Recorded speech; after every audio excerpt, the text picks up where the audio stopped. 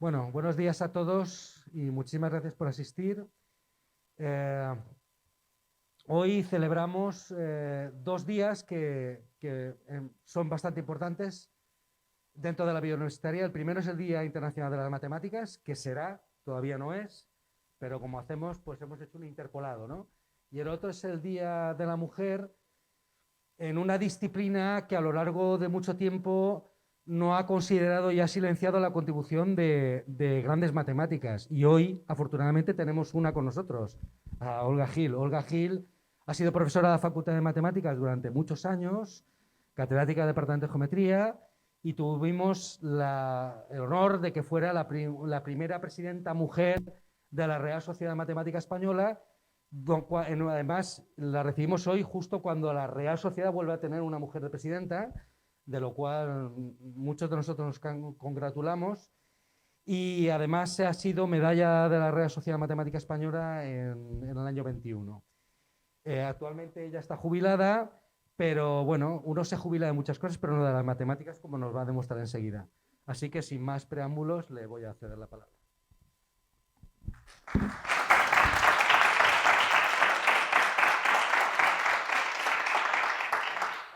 Muchas gracias. Espero, sí, funciona. Muchas gracias. Sí, voy a quitarme, como estáis todos lo bastante lejos, voy a quitarme la mascarilla. Bueno, es un placer, un honor estar aquí. Esto siempre, venir por esta universidad, ¿no? Yo de mayor quiero ser de la Politécnica. Muchas gracias al departamento, a los dos institutos por haberme invitado y es un día así, bueno, con esta ocasión tan especial. Así que, bueno, espero que tanto los que estáis aquí como los que se han quedado en su casa o están viendo la mascleta a la vez que escuchan la charla, pues muchas gracias por estar aquí compartiendo este rato que espero que nos lo pasemos bien. Voy a hablar de arte, matemáticas, pero más concretamente de geometría y escultura. ¿Por qué? Pues porque yo soy geómetra y de manera natural siempre me ha atraído más dentro de las diversas especialidades artísticas la escultura, seguramente porque me ayudaba a visualizar conceptos geométricos. Bueno, y cada uno tenemos unos gustos, ¿no? Entonces, como estas son las dos cosas que a mí me gustan, pues son las que os voy a contar. Parece claro a todo el mundo que aunque una obra de arte, cuando de verdad es una obra de arte, puede emocionarnos hasta las lágrimas, aunque no tengamos ni idea de la cultura de la que proviene o de una serie de cuestiones que pueden estar técnicas alrededor, pues parece claro que aunque eso sea así, cuando se tiene una cultura, pues se aprecia mejor. Hay un goce, por decirlo así, superior, intelectual, cuando uno entiende la obra de arte. Pero esto todo el mundo yo creo que lo tiene claro cuando se trata de una cultura humanística. Y no es tan evidente o tan reconocido que una cultura científica también es necesaria y también es útil para valorar y para disfrutar más las obras de arte. Y desde este punto de vista, las matemáticas, entre todas las ciencias, igual soy yo el que tengo aquí. Las matemáticas, entre todas las ciencias, creo que es privilegiada porque, por su transversalidad, si os fijáis, todas las especialidades artísticas y todas las áreas matemáticas se encuentra siempre una relación con el arte.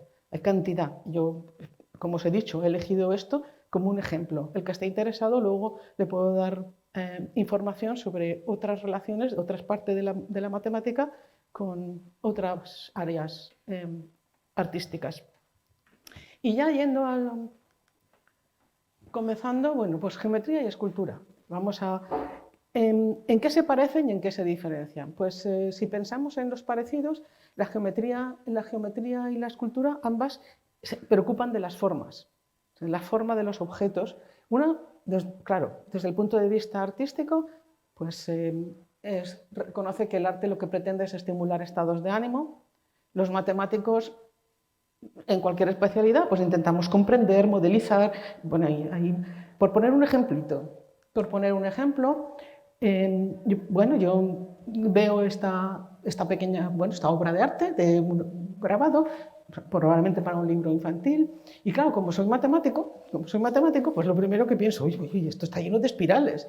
Alguien podría decir, mira qué bonito, que no sé qué, ahí el caracolito, pero yo digo, espirales, ¿no? Y ahí enseguida. Y digo, pues en una espiral yo esto lo voy a poner una fórmula. ¿Una espiral qué es? Pues es una circunferencia, pues coseno, seno, coseno, seno, no sé, tu circunferencia es esto, ¿no? Darle vueltas, coseno, seno, y luego va variando. Y ya digo, pues tiene esta fórmula. Y inmediatamente pues me voy a casa, y ya me pongo ahí a hacer probatinas, ¿no? Pues vamos a ver, y esta espiral es la del caracol, pues no, pues voy a cambiarle la F, pues voy a poner, bueno, y al final esta me gusta, y digo, me quedo con esta, va. Pues le pongo una F que sea una exponencial, pero una exponencial modosita, que todo el mundo piensa que las exponenciales es que se van allá no sé dónde, pero bueno, depende del exponente, no todas las exponenciales van tan deprisa como eso tiene en la cabeza.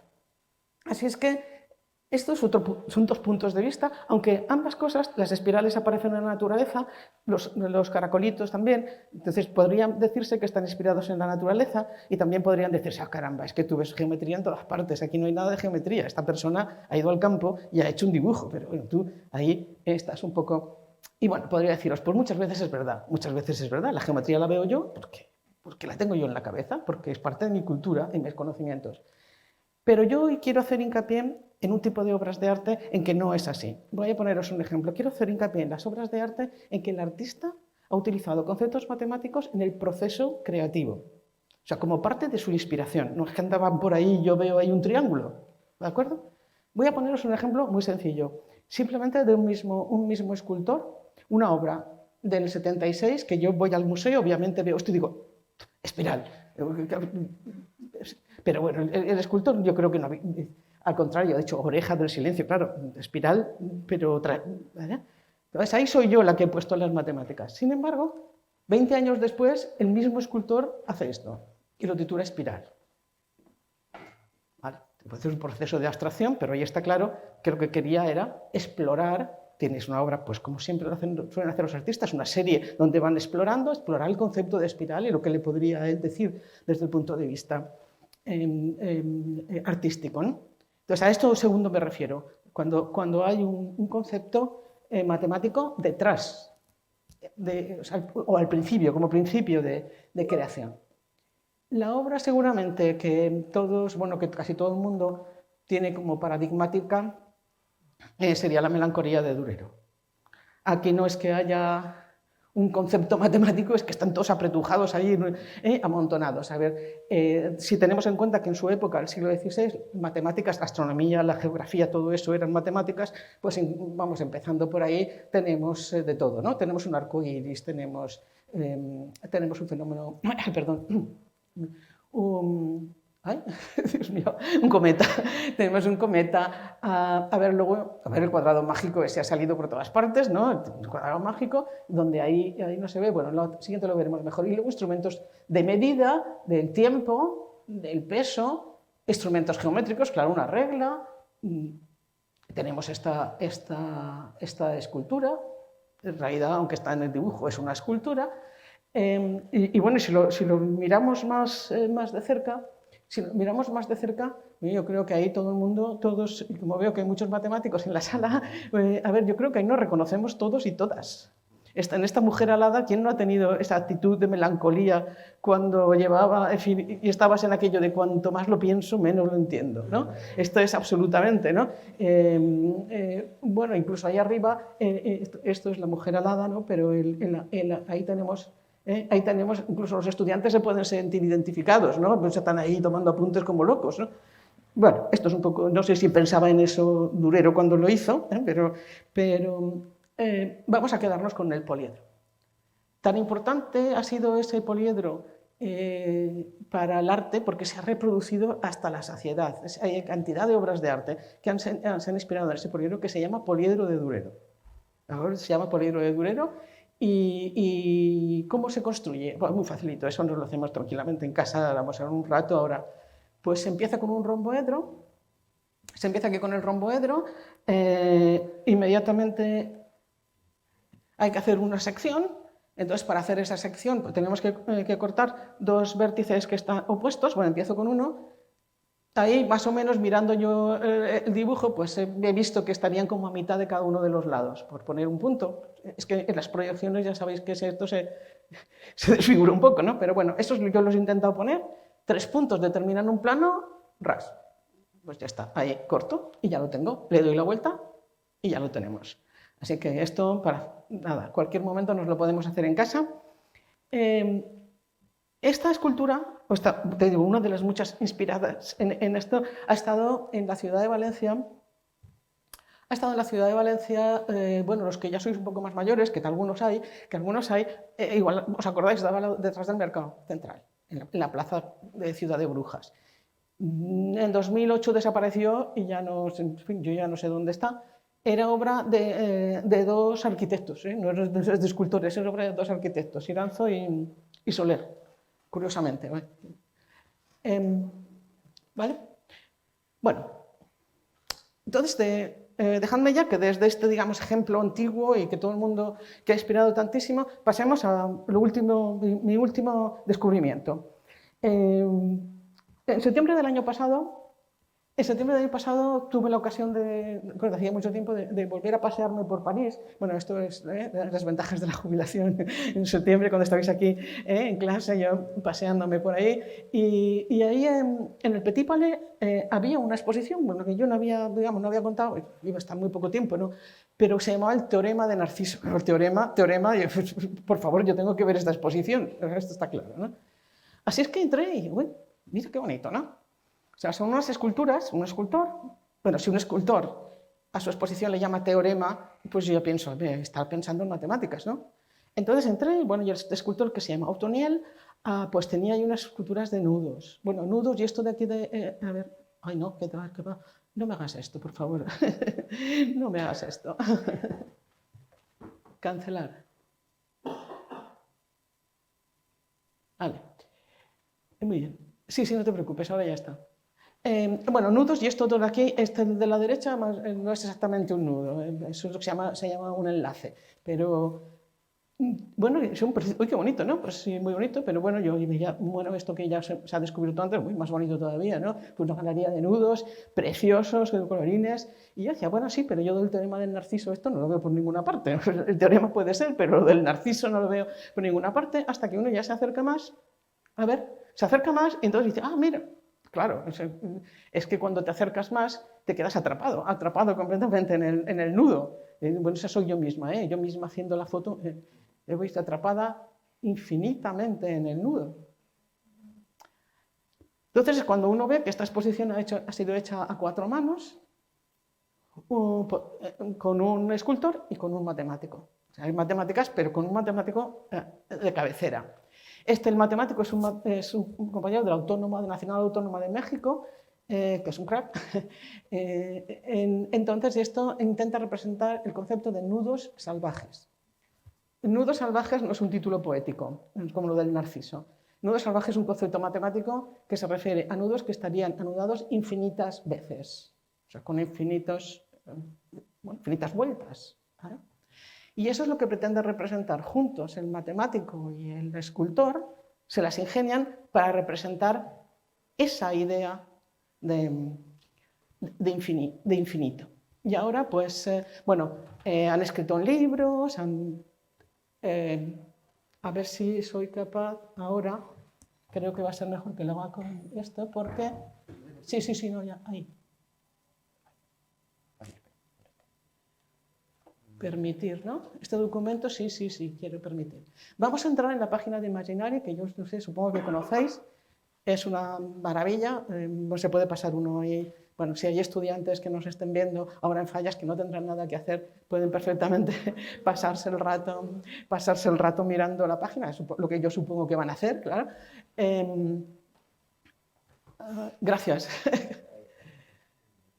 Muy bien. Pues ahora os voy a pasar, esto está en concreto, está en la página de Imaginary, y es una receta para hacer esos nudos, y con la explicación. Empezamos por una cosa sencilla, que es el nudo más sencillo de todos, que es no nudo, o sea, una circunferencia. Y ahora nos vas viendo cómo se van reflejando todos los demás perlitas. Cómo se ve.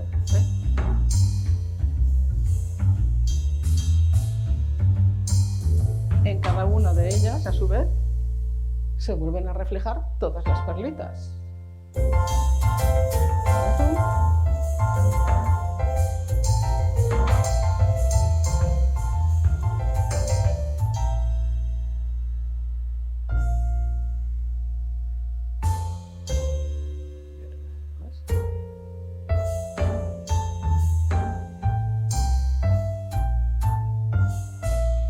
Ahí tenemos un collar con muchísimas, infinitas perlitas.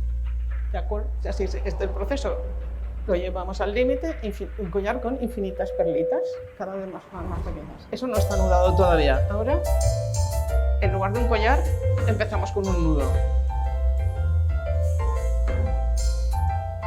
Creo que ¿no? Se ve muy bien cómo está realmente anudando. Pero ahora hacemos lo mismo que hacíamos con el collar que estaba sin anudar, pues lo hacemos con el... ¿Pero qué pasa ahora dentro? Pues se reproducen, no se reproduce el trocito de collarcito, se reproduce todo el nudo.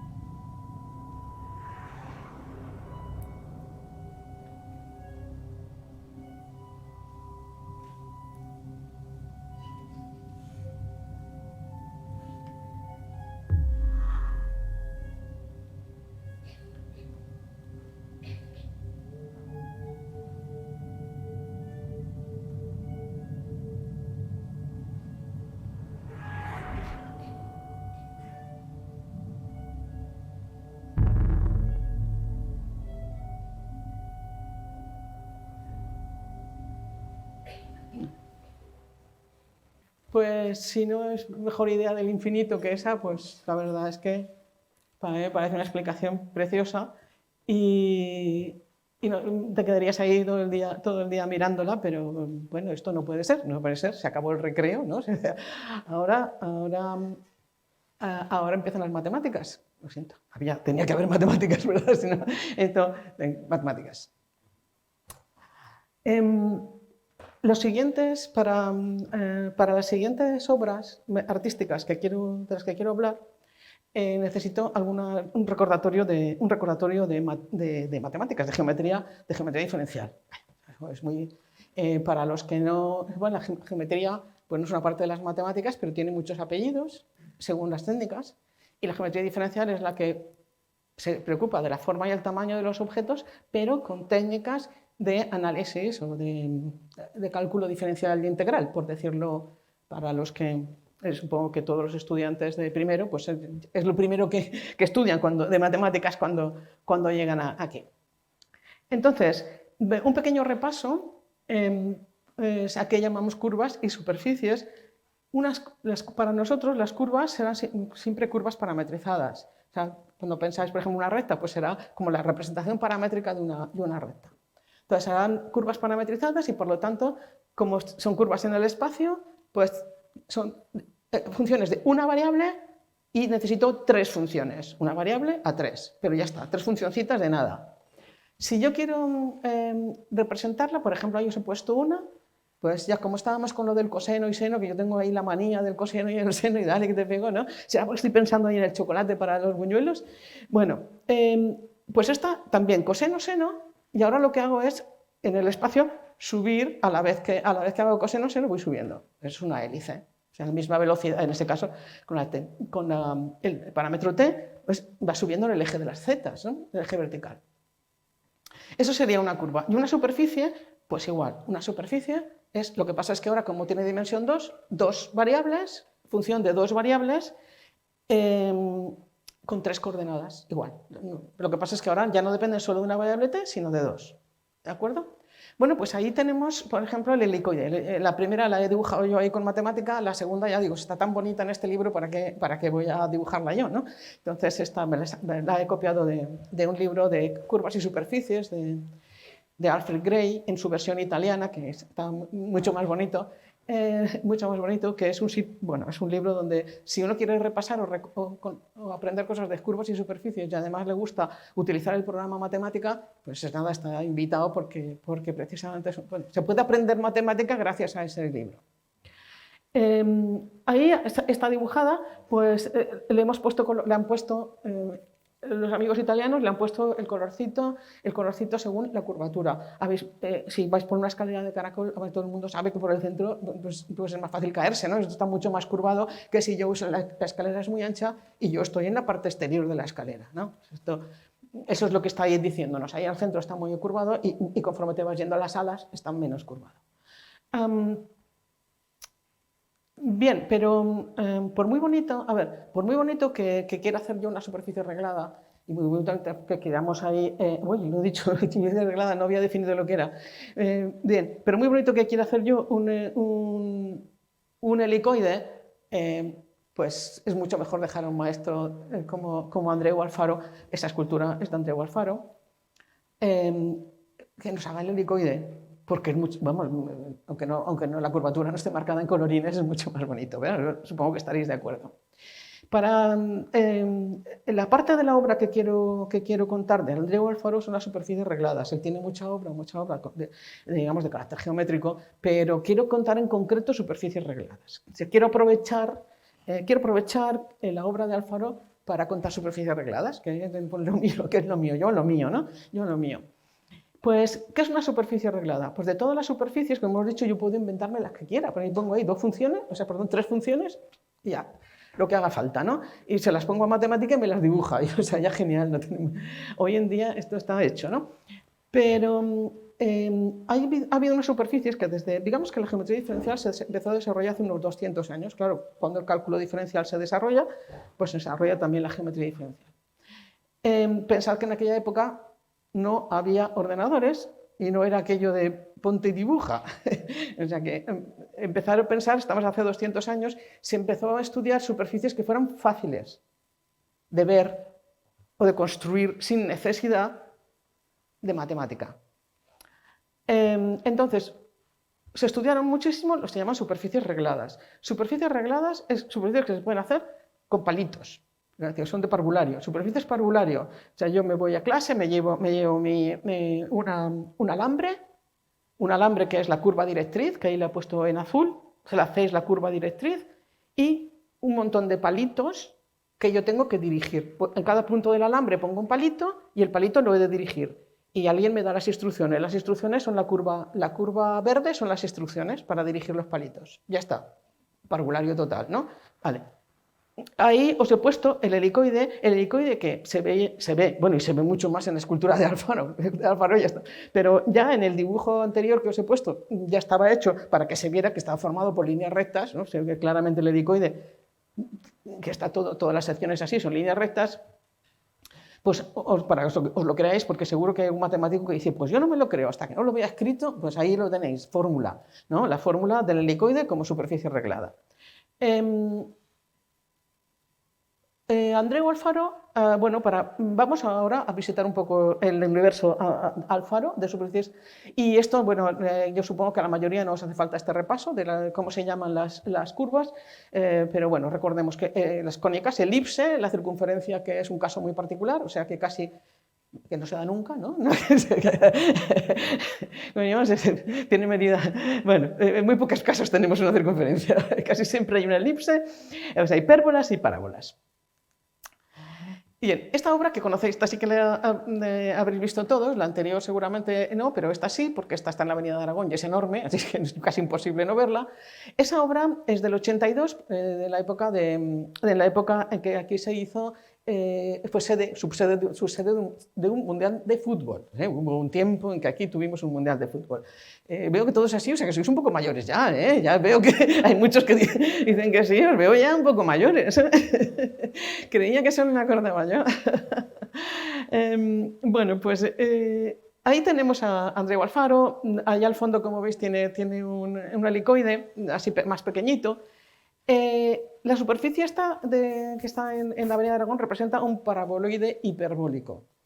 A ver, he puesto por un lado una ecuación implícita y por otro lado la parametrización. De hecho, yo en geometría diferencial se utiliza más la parametrización, pero en este caso me viene muy bien la implícita porque con la ecuación implícita vemos que las secciones con z igual a 0 son parábolas, son hipérbolas, salvo el caso degenerado en que son dos rectas, ¿no? Pero salvo el caso degenerado, los demás, z igual a 0, los demás son hipérbolas, se ve muy bien allí, y con la parametrización como superficie arreglada, pues se ve muy bien que son parábolas. ¿Vale? Que la directriz es una parábola. Bueno, pues ahí tenemos a Alfaro haciendo superficies regladas a todo diplén, ¿no? Yo, en fin, todas esas que están ahí, todas esas, bueno, esta de arriba sigue siendo la misma desde otra foto, estas están en otro sitio. De hecho, todas son paraboloides hiperbólicos. Yo he dibujado una, por ejemplo, la que menos parecía, ¿no? La que menos parecía la he dibujado con matemática y está claro que también es un paraboloide hiperbólico, se llama Bondia-Visconti, el otro se llama cuadrado curvo, bueno, hay que permitírselo porque es un gran artista, simplemente porque, claro, estas superficies son infinitas, cuando pongo la parametrización del paraboloide hiperbólico es infinito, yo la recorto donde quiero y ya, pues, desde el punto de vista artístico, pues tengo una imagen completamente diferente, aparte de que utiliza distintos materiales, que puedo jugar con eso. Si le vemos allí a Alfaro, cuando vemos allí a Alfaro haciendo haciendo la escultura, la verdad es que no parece que esté utilizando ninguna fórmula, ¿no? Bueno, no sé, a mí yo lo veo ahí y yo me digo, bueno, sí que... Bueno, es lo que he dicho al principio. Está claro que está explorando con superficies regladas. Y que naturalmente el concepto de superficie reglada forma parte de su formación, porque tenía una formación en la Escuela de Bellas Artes clásica y en la época en que estas cosas se estudiaban incluso en los cursos que se llamaban bueno, en niveles no universitarios, por decirlo así. Este tipo de geometría se estudiaba en niveles no universitarios. Luego él conoce, esto está claro que las conoce. Otra cosa es que se haya preocupado, así como yo me he preocupado, voy a escribir la fórmula y voy a ver si esto de verdad es un paraboloide hiperbólico. Y, pues sí, pues no vale, eso yo creo que no. Por un lado, bueno, es evidente, tal como está trabajando, y por otro lado también, pues porque alguna vez alguien me ha contado que no, que eso él mismo reconoce que él no se inspira en la geometría, pero sí utiliza la geometría, pero para probar, ¿no? Entonces, una cosa que quiero que os fijéis aquí, antes de que sigamos más adelante, es, por ejemplo, ahí está apoyada en un solo palito. Y la de... sobre ahí, vamos a ver la siguiente. La siguiente, esa escultura está apoyada en uno a cada lado, nada más. Bueno, y la del Simpersis, eso ya es... ahí ya ha hecho una escultura de una superficie arreglada, pero bueno, para aquellos que sepan más cosas de matemáticas, con género, ya con agujeros, o sea que tiene género distinto de cero. Esa otra, fijaos ahí, sin embargo, como os comentaba antes, ahí en esa esculturita del 72, toda esta obra la hizo más o menos en esa época. Y luego ha hecho alguna otra cosa, pero ahí, digamos, a los 70, 80. Después ya se puso a explorar con otras cosas. Esta escultura la llama Generatriu. Y cuando la llama Generatriu, pues entonces yo ya pienso que sí, que claramente está pensando en superficies arregladas. De la manera que cuando os decía espiral, bueno, pues está pensando en un concepto matemático. Ahí le llama Generatriu. Esta no es un paraboloide hiperbólico, ha salido de, sino que ya es una superficie, bueno, no un poco más complicada, no. Esta es una superficie que también es... Esto es una superficie que es a la vez superficie de revolución. Eso para uno, bueno, eso explica una superficie de revolución, es que yo cojo una curva y le hago dar vueltas alrededor de un eje. Esta es doble, de revolución y es a la vez superficie arreglada. Es decir, que si nos ponemos a propiedades, tiene muchísimas. Las que tienen las superficies arregladas y las que tienen las superficies de revolución. Y luego tiene otra cosa que está escrito ahí. Esto se llama hiperboloide elíptico. Te parece un juego aquí ¿no? Con las cónicas, con los nombres de las... Hiperboloide elíptico. Hiperboloide, claro, tiene una sección que... La curva que yo tendría que hacer girar como superficie de revolución es una hipérbola, o sea, es una hipérbola que yo lo hago girar, pues es hiperboloide, y es elíptico porque, bueno, ahí os he dicho que está girando, bueno, no está girando del todo, estaría girando en el caso de que fuera una circunferencia, pero como y se llamaría solo hiperboloide, ¿de acuerdo? Pero como este no es una circunferencia, sino que es una elipse, lo que tiene como base, pues este en concreto que está dibujado ahí no es de revolución, ¿vale? Es que uno me ha mirado con cara rara. Como la base es una elipse, este no es de revolución. El que suele aparecer por todas partes, que sí que tiene la base una circunferencia, ese es de revolución, ¿vale? Vamos a decirlo bien. Este que se llama hiperboloide elíptico, que yo creo que es el que está ahí, o sea, creo que está... Es muy difícil, si no tienes la escultura delante y no puedes medirla, solo tienes fotos, en las fotos es muy difícil saber si es exactamente...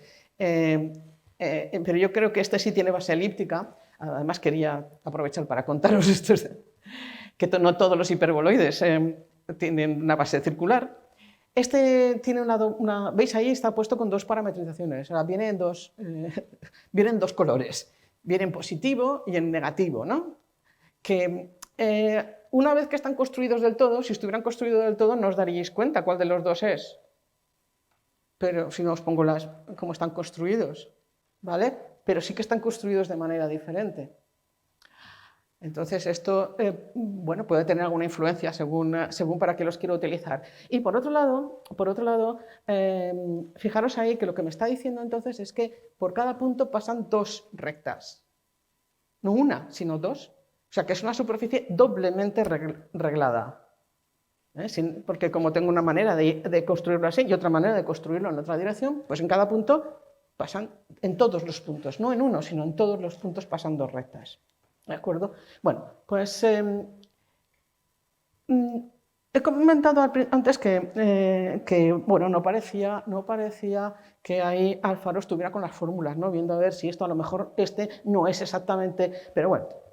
Pero todos ellos se sujetan están sujetos en nada.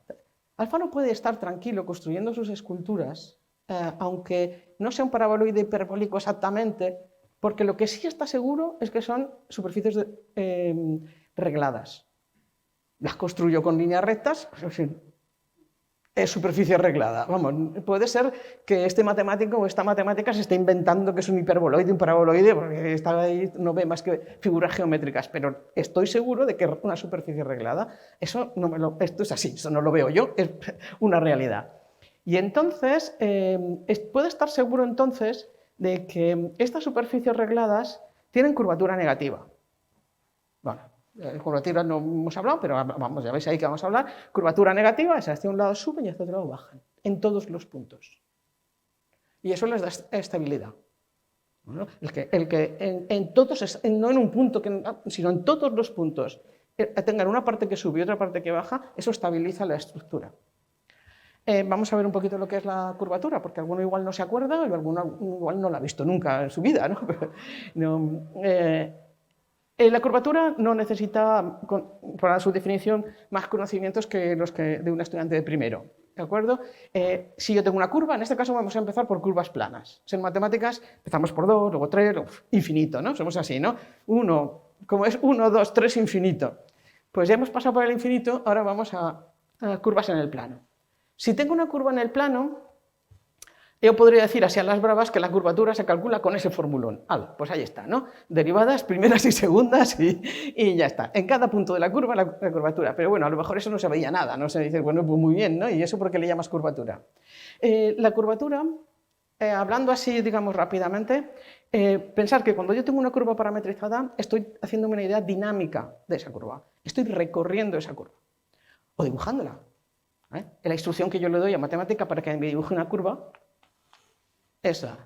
Entonces, si tengo una idea dinámica de esa curva, la derivada, primera derivada, es la velocidad. La velocidad, que es un vector, uno lo que me mide el cuenta kilómetros y otro hacia dónde van las ruedas. Cuando ya sabemos que un móvil que sigue un movimiento sin aceleración, no acelerado, sigue una trayectoria recta. Sin aceleración solo puedo recorrer una recta. O sea, que yo no, de los guantes de los astronautas que se van en línea recta hacia el infinito espacial. No hay aceleración si no encuentran ningún objeto en medio que los atraiga, línea recta. No hay otra manera. Así es que una línea recta va a tener curvatura cero. ¿Y qué es la curvatura? Es la variación de la velocidad. La variación de la velocidad, entendiendo la velocidad como un vector.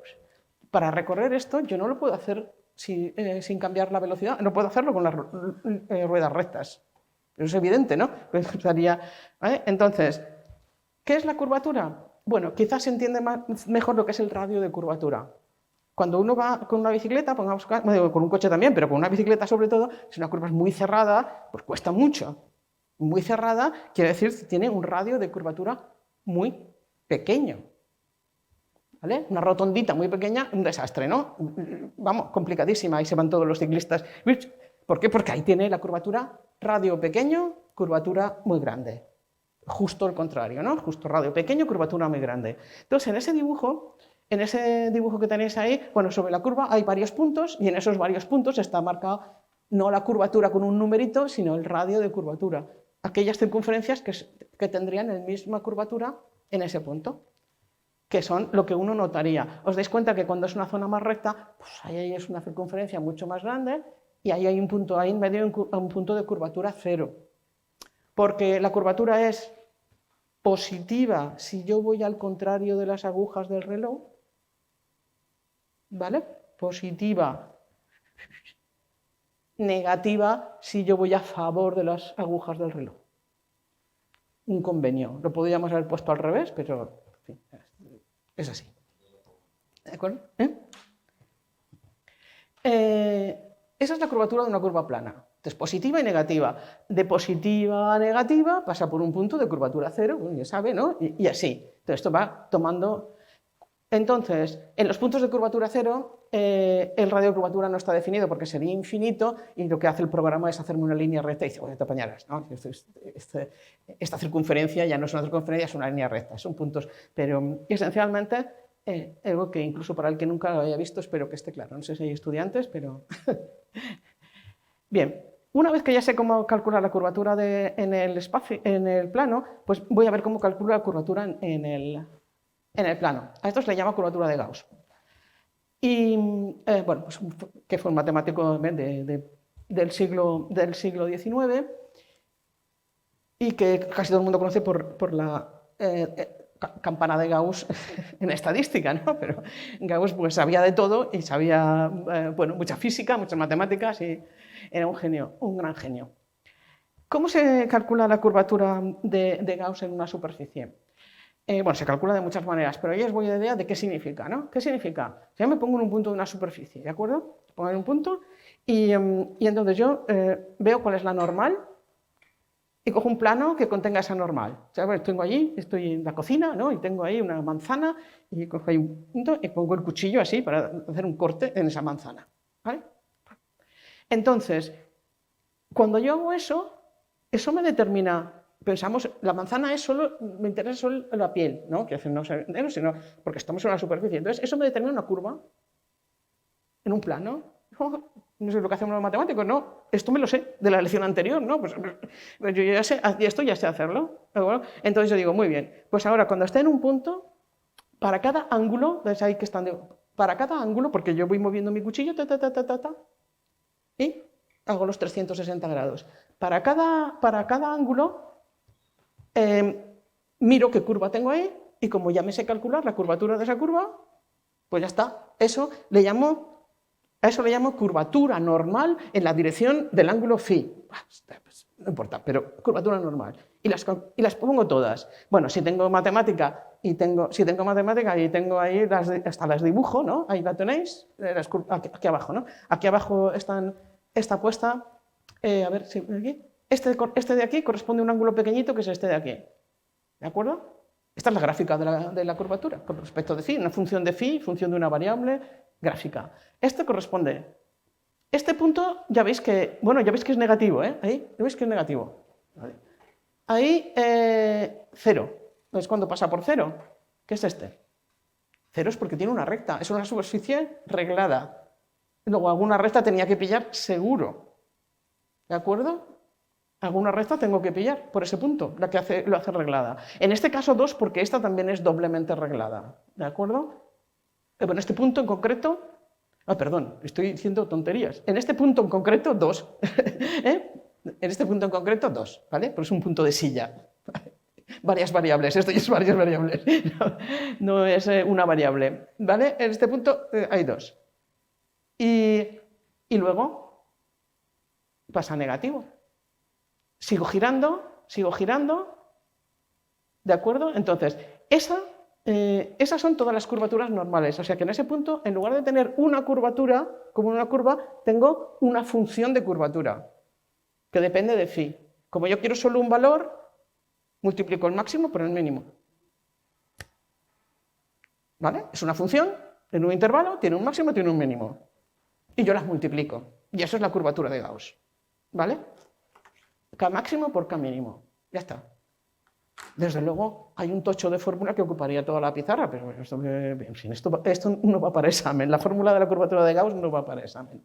Entonces, derivadas segundas parciales, pero esta es la idea. La idea es que es el máximo por el mínimo. Y con esto os puedo demostrar un teorema. Las superficies regladas tienen curvatura de Gauss negativa. Conferencia con teorema. ¿Tienen curvatura por qué? Porque siempre van a pillar una recta. Como no tengo más remedio que pillar una recta, pues va a tener, antes es positiva y luego va a ser negativa. En el peor de los casos va a ser 0. Bueno, digamos que negativa es en el sentido habitual de negativo, no en el sentido matemático estricto, ¿no? Podía ser 0. Podía ser que el máximo o el mínimo sea 0. Por ejemplo, en un plano que claramente es una superficie reglada, pero bueno, pues ¿de acuerdo? Y en un cilindro también tiene curvatura 0. Pero si no, salvo esos dos, todos los demás van a tener curvatura negativa. O sea que todos van a tener este aspecto. Por un lado, la superficie sube y por otro lado baja. Y es más fácil que se compensen. Bueno, pues, pero que esto esté claro, pues ahora vamos vamos al último ejemplo de esta charla de obra de arte con contenido matemático. Claro, os he dicho al principio que iba a hablar de escultura, ¿verdad? Escultura, pero bueno, me vais a conceder que actualmente algunas de las obras arquitectónicas son escultura gran formato. Entonces, en ese sentido, me vais a permitir que acabe con un genio, desde mi punto de vista, y bueno, estamos además en un edificio, ¿no? Estamos en la escuela, de arquitectura, pues es lo propio. El oceanográfico es una obra. Félix Candela fue un arquitecto español que tuvo que exiliarse a México y toda su obra está prácticamente en México, salvo casi como contraejemplo esta que tenemos aquí del oceanográfico. El oceanográfico es obra de Candela, pero es póstuma porque él la empezó, pero no pudo terminarla, murió en medio de la obra.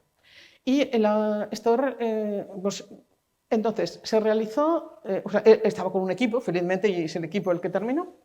En el equipo había un arquitecto bueno, que fue profesor de esta casa, o es todavía profesor de esta casa, José María Tomás, y 2 ingenieros. Esto fue el equipo que con Félix Candela hizo esta. Como veis ahí, hay 2 cosas que quiero, aparte de la foto, que yo creo que Félix Candela es muy conocido, pero fotos de él hay muy pocas, y esta me ha costado encontrarla, y luego nos ha costado. Porque no se pueden poner en las transparencias, ¿no? Porque nunca salen. Yo creo que es por eso, ¿no? Porque están boicoteadas, ¿no? Tienen ahí algún. Bueno, el caso es que, si lo veis ahí, esta foto además me gusta mucho, uno, porque detrás tiene un boceto de. No es del oceanográfico, no es del oceanográfico. En la época del oceanográfico no se hacían los bocetos a mano, que eso, como podéis ver, es un boceto a mano. Bueno, no lo podéis ver, pero es evidente, esto no lo ha hecho ningún programa de ordenador, es un boceto a mano. Y quiero que también os fijéis en el oceanográfico, que muchas veces hemos ido y igual no lo hemos visto. O sea, lo finísima que es la cubierta, lo extremadamente fina que es la cubierta. Y luego también creo que se ve con bastante claridad que no ha escondido que es una superficie reglada. O sea, al contrario, ha utilizado, eso lo podía haber tapado perfectamente, eso no hay ninguna razón para que mantener esto desde el punto de vista a la vista. Pero se ha mantenido en todos estos edificios la estructura, la impronta de que eso es una superficie reglada. Entonces, el hecho de que sea tan fina, bueno, eso le llamaban cascarones, porque son cubiertas que son absolutamente muy, muy finas. Entonces, el hecho de que sea tan fina se debe a que tiene curvatura negativa. O sea, puedo hacerla tan fina porque es muy estable. Es extraordinariamente estable y puedo atreverme a poner una capa de hormigón armado extraordinariamente fina. Él empezó trabajando en México, como os he dicho, y esta es la que se considera su primera obra, la primera obra de Félix Candela, con una estructura, ya veis, los tejaditos son un paraboloides hiperbólicos. O sea, no son tan extraordinarios y tan maravillosos, pero la idea está ahí. Son dos trocitos de paraboloide hiperbólico allá pegados. Esto se llama Pabellón de Rayos Cósmicos, y de nuevo no es un título poético, sino es que de verdad está hecho en cargo de la Facultad de Física o del Instituto de Física, la Facultad de Instituto de México, que tenían un proyecto para detección de rayos cósmicos. Ahí dentro veis el laboratorio, bueno, la verdad es que es un laboratorio de la época, estamos en el 57. Pensad que en aquel momento todas las cuentas se tenían que hacer a mano no, con una cosa que se llamaba regla de cálculo, que quizá alguno, pero no creo que no veo yo aquí ninguno que la habrá visto en algún museo de la ciencia. En algún museo, una cosa que se llama regla de cálculo, y se dibujaba a mano porque todavía había delineantes, ¿no? El oficio ha sido de delineantes, que eran los que. Entonces, era necesario, por un lado, que fuera finísima la estructura, porque si no los rayos cósmicos se quedaban atrapados. Para detectar rayos cósmicos no podía pasar de 1,5 milímetros. Perdón, 1,5 centímetros. 1,5 centímetros, 1,5 milímetros sería una cosa, 1,5 centímetros. Era la estructura, y eso es lo que tiene 1,5 centímetros de espesor. Se hizo extremadamente muy famoso. Se hizo muy famoso, bueno, porque era un reto científico, ¿no? Construirlo, y la gente empezó a pedirle que hiciera cosas. Pues hazme un chalet, pues claro, no sé, normal, ¿no? Tú dices, bueno, quieres hacerte un chalet, pues me lo voy a hacer yo con un paraboloide hiperbólico de estos, así, ¿no? Y le encargaron este restaurante, un restaurante, bueno, si habéis estado en Ciudad de México, todos habréis ido ahí, porque es el sitio donde llevan a los turistas, Xochimilco. Para que veáis, a ver, es que son muy fáciles de construir las estructuras. Os dais cuenta que estamos en el año 57, está 58, pero ¿cómo se está construyendo? O sea, en plan amanuense, total, con unos tablones. Porque está construyéndose con líneas rectas. O sea, el prodigio es el prodigio de diseño que tiene aquí para cortar bien, para ver qué cortes tenía que hacer precisamente de los paraboloides hiperbólicos para que encajaran los ocho pétalos de la flor, ¿no? Que parece una flor, ¿no?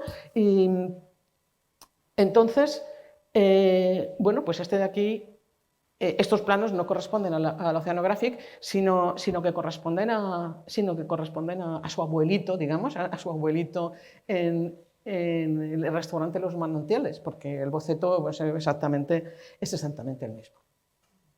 Bueno, y yo creo que ya con esto hemos llegado, solo bueno, una pequeña reflexión al final. ¿No? Otro punto en común, desde mi punto de vista, entre el arte y la ciencia es que muchas veces para avanzar hay que romper moldes. Para avanzar no hay que estar sujeto a las ideas preconcebidas. Y yo creo que esto nos muestra claramente que ¿quién dijo que una casa no se puede empezar por el tejado? Gracias.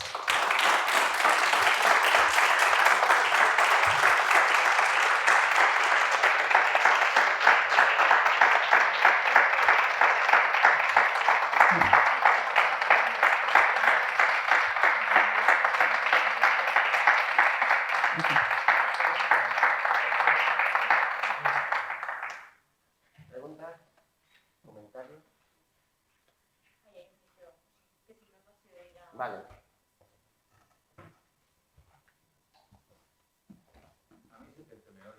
Sí, ya sé. Eso iba a decir, que al amigo de Fed.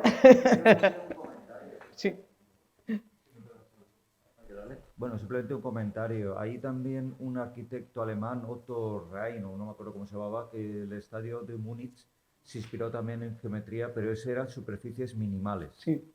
que eran las que tienen la curvatura de Gauss, no, la media, 0, Ah, que la es media. la suma de Sí, las sí. dos. Es que si no te sorprenderé. Y los diseños de ese hombre eran también muy espectaculares. Sí. Gracias, sí.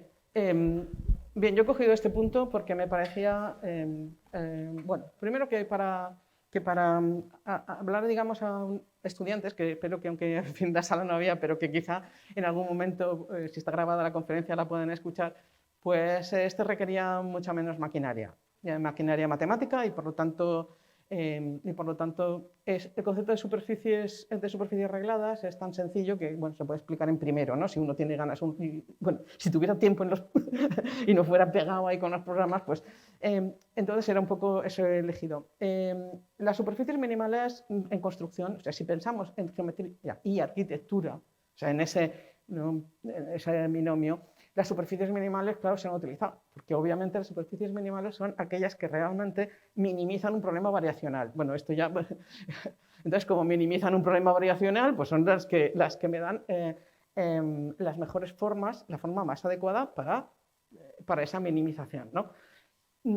Son superficies también de curvatura 0, porque las superficies minimales, ahí os he puesto un K máxima, K mínima, superficies minimales era que K máxima más K mínima fuera igual a 0.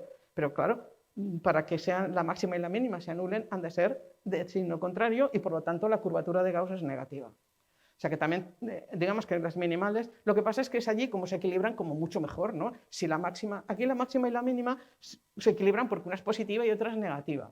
Entonces, estamos seguros que hay curvatura positiva y seguro que hay negativa. Las minimales lo que me dicen, sí, pero da igual, es que la máxima positiva y la máxima, o sea, esto es más, ¿no? La máxima positiva y la máxima negativa van a ser iguales. Y ahí, pues eso sí que me va a cerrar ahí la estructura, ¿no? A equilibrarla. Pues en arquitectura, en escultura no tanto. En escultura no tanto porque las superficies minimales, pues hay unas cuantas, pero como es una condición muy fuerte, no hay tantas. O sea, es una solución de un problema de ecuaciones diferenciales. Entonces, pues las soluciones son las que son y ya está. Si es una vez que tienes tus superficies minimales, pues las tienes todas. Sobre todo a la hora de diseñarlo, porque esas que tú dices, coger la vida recta, pero aquellas parece que el hombre hacía con pompas de jabón, como primer paso, y hacían fotografías para poder... Ahora, para ser sincero, se puede hacer casi todo lo que quieras. O sea que no... Y también se ha hecho, por ejemplo, en escultura, también hay escultores que utilizan superficies minimales desde hace mucho tiempo con impresoras 3D. O sea, porque es que una minimal, no sé, una superficie arreglada, como he dicho con Alfaro, tú pones, en cuanto le pongas rectas ya sabes que es arreglada. Y como yo sé que sea arreglada, a ver, bonita o fea, o con una ecuación matemática que conozcamos, o me da igual, va a tener curvatura negativa, pues yo lo hago. Las minimales tienen que ser 0, y eso ya es otra cosa, el 0, ahí tienes que apurar mucho más. Y entonces, antes de que existieran las impresoras 3D, ya había un matemático que trabajaba para Wolfram, trabajaba para matemática, y se alió con un escultor y estuvieron trabajando, estoy hablando del año 90, desde 90, 90 y algo, o sea que las matemáticas estaban en sus comienzos porque él estuvo ayudando digamos, a Wolfram a desarrollar visualización en todo lo que hacía falta para visualización. Es Alfred Gray, el matemático, el que escribió el libro, que por eso escribió el libro con matemática, ¿no? Para demostrar. Pues se llamaba Helaman Ferguson, este escultor, y entonces, claro, Alfred Gray le daba una fórmula de una superficie minimal, pero bien dada, o sea, que hace... Bueno, eso tiene, hay una parametrización en variable compleja, pero para que nos vamos viendo... Entonces, Alfred Gray se la daba, este tenía una especie de prototipo de impresora 3D, una cosa industrial, bueno, que le ocupaba aquí media, una especie de prototipo, ¿no? Y construía esculturas que realmente no es que parecían minimales, es que eran minimales, ¿de acuerdo? Eran exactamente minimales. Otras veces tú dices, esto se parece, pero no es, o sea, no es, parece minimal, pero igual esto... Y tanto es así que una de las cosas que cuenta Helaman en un artículo que tiene en los notices de la American Mathematical Society es que acudieron una vez a uno de estos concursos de escultura en hielo que había en China y bueno, pues tuvo la mala suerte de que hizo calor. Se quitó todas las esculturas, una noche que hizo más calor del que ya la mañana siguiente, pues la única escultura que quedó era la suya. Dio una superficie minimal y aguantó. No se hundió del peso de las aguantó y las demás habían. Bueno, eso lo pone claro como un gran... pero importante, es que era minimal. Si hubiera sido más o menos como se le parece, ¿no? Pues se hubiera ido abajo como las demás, ¿no? Entonces sí que hay, pero hay menos. Y obviamente en arquitectura, superficies minimales. Y, hombre, Gaudí también tiene superficies... O sea, quiere decir que esto que tú dices de que hacer las cosas antes de que hubiera ordenadores y tal, pues Gaudí también hacía poniéndole pesitos en lugar de ver cómo en lugar de ver la forma, ¿no?, que necesitaba para que le diera resistencia, pues ponía así pesitos y tenía muchos techos en forma de catenoides. La catenaria es minimal. El catenoide es una de las superficies minimales por excelencia. Entonces sí, efectivamente, cuando uno pone una cadena, pues siempre forma una imagen y esa imagen es un catenoide. Sí. Es que la geometría está en todas partes. Claro, pero tú la pones así y tú ya ves qué forma tiene que tener, ¿no? Si tú pones la cadena, que es lo que él hacía, era un poco al revés, yo pongo la cadena así y me la copio. Y ya está, y entonces ya veo que eso es la forma que tendría que tener la bóveda, ¿no? Entonces se hacía con, bueno, no sé, con muchísimo ingenio. Ahora la verdad es que lo tenemos muy fácil.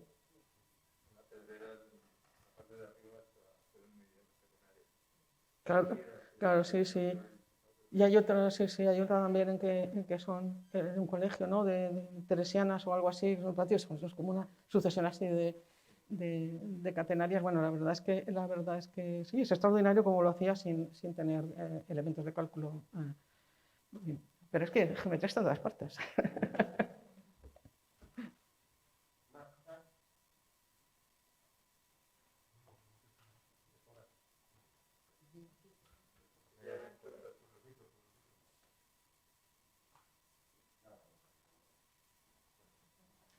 ¿Pasa?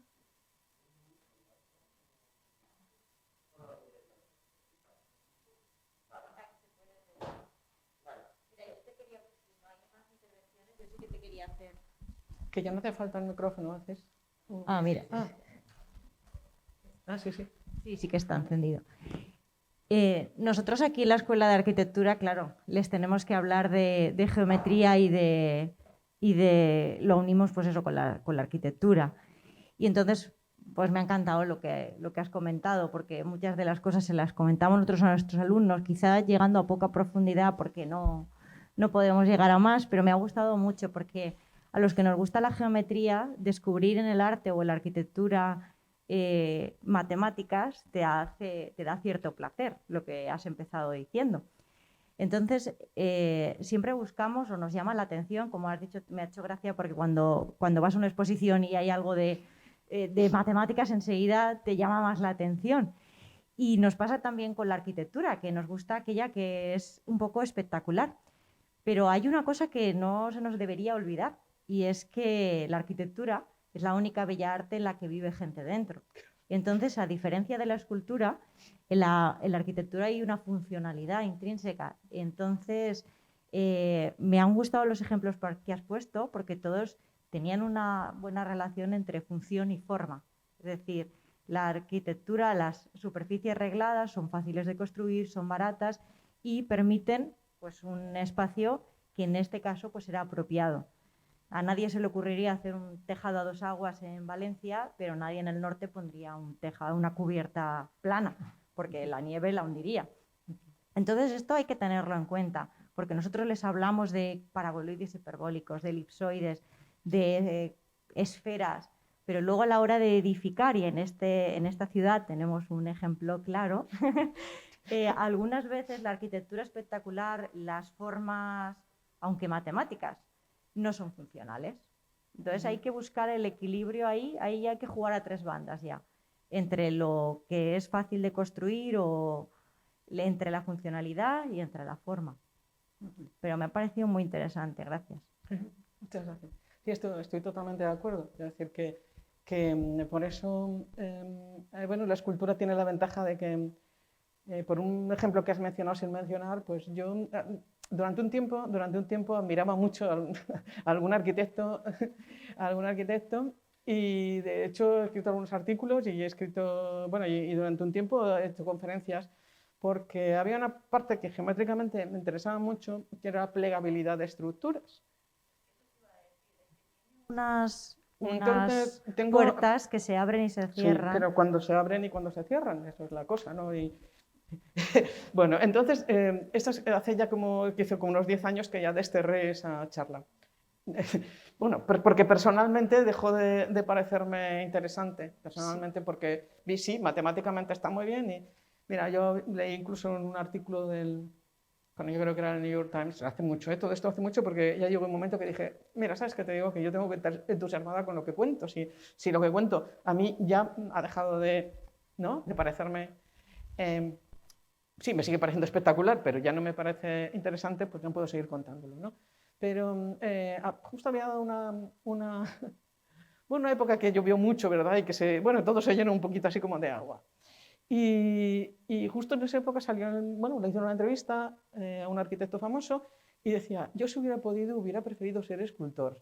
Y claro, yo inmediatamente dice, pues a lo mejor el alcalde de Valencia también lo hubiera preferido, ¿no?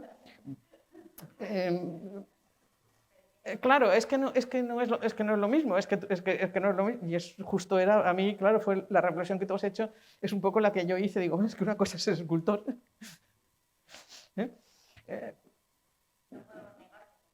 Bueno, la historia lo dirá. Todos los genios los hace la historia, no... Como en todo, ¿no? Que hace como en ciencia también, ¿no? Hay cosas a lo mejor científicas que todo el mundo, a uno lo pone en los altares y luego pasan, no sé, una generación y nadie se acuerda ya de aquellas teorías porque han sido muy bonitas, pero pues, no han dado. Y al contrario, otras cosas así como más, que parecían más pedestres, pues han dado. Sí, es que, bueno, es el mundo en que vivimos, ¿no? Es el mundo en que vivimos, pero yo entiendo que para los estudiantes de arquitectura, ingeniería un poco menos porque ellos van dedicados a otras cosas, ¿no? Pero tienen que construir edificios que la gente utilice, para lo que sea. Si tienen que construir un museo, pues bueno, tienen una gran ventaja en el sentido de que tendrán las manos más libres. Si han de construir un edificio de vivienda VPO, pues tendrá que pensárselo un poquito más, ¿no? Y quiero decir que sí, es una... No es a ver, es que arquitectura no es tampoco unas bellas artes, así como alguien, bueno, voy a hacer una escultura. Es evidente que no lo es. Yo lo he puesto ahí porque me atrae mucho la figura y porque me da la sensación de que también es muy escultórico a la hora de utilizar esas cubiertas, ¿no? Ese tipo de cubiertas.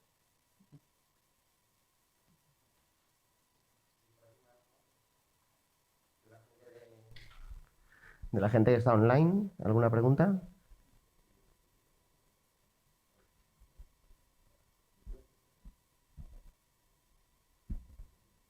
¿No parece? Bueno, pues si no es el caso, agradecemos a Olga otra vez.